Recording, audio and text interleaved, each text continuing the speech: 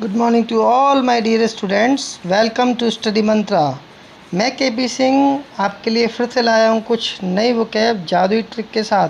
जैसा कि आप सभी ने पिछली वीडियो में वर्ड्स विद सिनोनिम पढ़े हैं, अब मैं वो नई वोकैब कराने जा रहा हूँ जो आपके कॉम्पिटिटिव एग्ज़ाम में आती है। जैसे आपके कॉम्पिटिटिव एग्ज़ाम में इडियम्स पूछे जाते हैं, जैसे आपके कॉम्पिटिटिव एग्ज़ाम में वन वर्ड सब्स्टिट्यूट पूछे जाते हैं, जैसे कि फ्रेजल वर्ब्स पूछी जाती हैं और वर्ड्स विद सिनोनिम पूछे जाते हैं, एंटोनिम पूछे जाते हैं। तो मैं आपको सारी वोकैब ट्रिक के साथ समझाने वाला हूँ। चलिए तो स्टार्ट करते हैं वर्ड्स विद सिनोनिम के साथ।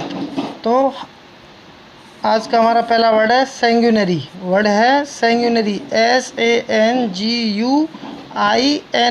सैंग्यूनरी का मतलब होता है लहूलुहान, यानी कि खून का प्यासा।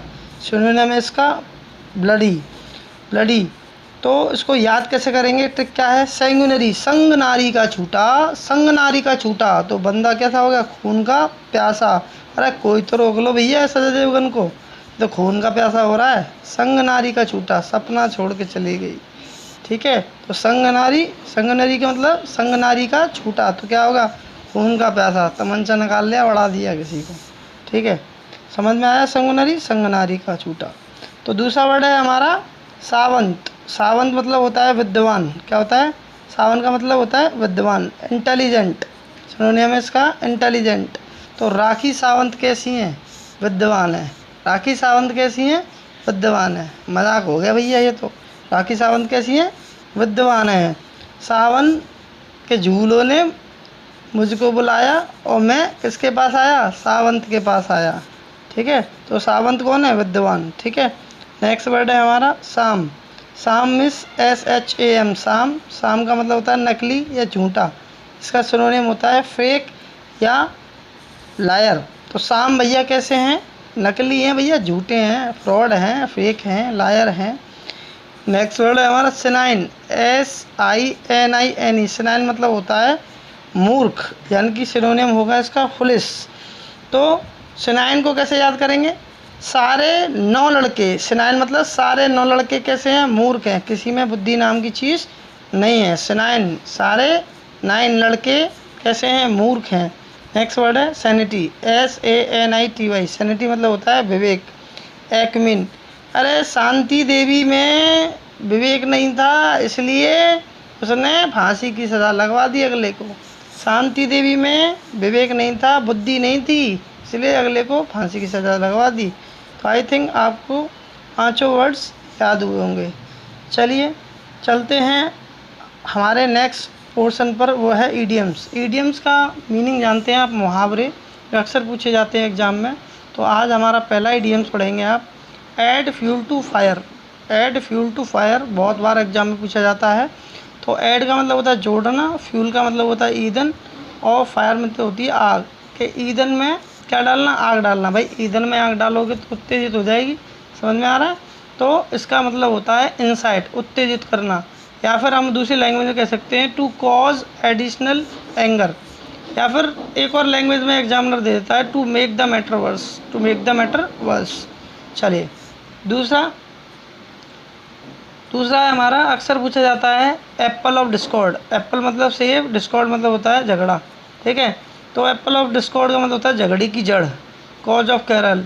तो उसे मुझे एग्जाम्पल से रेट करता हूँ इसे, कि भारत और पाकिस्तान के बीच में जो कश्मीर है वो एप्पल ऑफ डिस्कॉर्ड है, झगड़े की जड़ है। नहीं तो एक तो बेस्ट एग्जाम्पल है रामायण का, रावण और राम के बीच में सीता झगड़े की जड़ थी। एक और तरीके से पूछ लिया जाता है इसी को ही, कि बोन ऑफ कंटेंशन। बोन मतलब हड्डी, कंटेंशन मतलब झगड़ा। ठीक है, तो कंटेंशन मतलब झगड़ा या निंदा करना। तो अगर मान लो दो कुत्तों के बीच में हड्डी फेंक दी जाए तो वो क्या बन जाती है? Cause of dispute. तो तुम जानते हो हड्डी फेंक दो, गले तो मिलेंगे नहीं एक दूसरे से, तो लड़ेंगे, कुत्ते हैं भाई वो। ठीक है, नेक्स्ट वर्ड हो गया हमारा, नेक्स्ट है Apple pie order. Apple pie order, Apple मतलब सेब, पाई मतलब कचौड़ी, ऑर्डर, ऑर्डर मतलब क्रम। आप जब जाते हैं कहीं रेडी वगैरह पे देखते हैं तो रेडी वाले अच्छे अच्छे एप्पलों को डिज़ाइन से लगा के रखते हैं। और कहीं ब्रजवासी वगैरह पर जाओगे तो कचौड़ी को ऐसे फेंक के नहीं रखेगा, इधर उधर नहीं रखेगा, एकदम एक के ऊपर एक लगा के रखते हैं। तो इसका मतलब इन ए परफेक्ट ऑर्डर, मतलब एक परफेक्ट ऑर्डर होता है उसमें रखा जाता है। एप्पल पाई ऑर्डर मतलब in a perfect order, right. Next idiom से हमारा as fit as fiddle. As fit as fiddle, fiddle मतलब होता है पालना और फिट का मतलब आप जानते हैं, ठीक है। तो पालने की तरह फिट, अगर बच्चा पालने में है और पालने में है तो बच्चा कैसा रहेगा, हेल्दी या अनहेल्दी, हेल्दी रहेगा।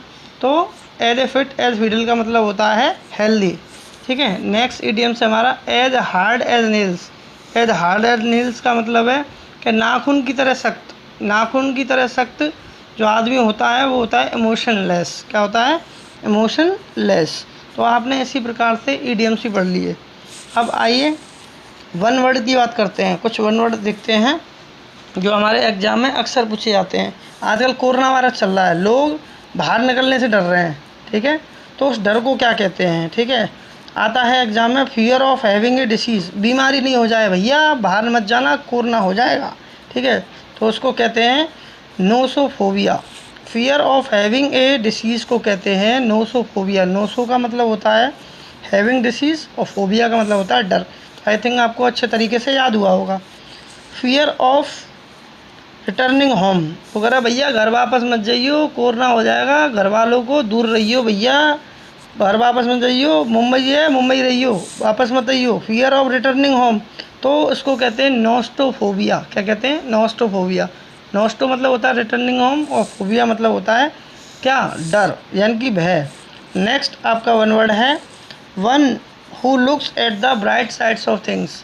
ऐसा व्यक्ति जो चमकीली चीज़ों की तरफ देखता है या पॉजिटिव सोचता है या पॉजिटिव बातों में ध्यान देता है, उसको कहते हैं ऑप्टिमिस्ट यानी कि आशावादी। क्या कहते हैं।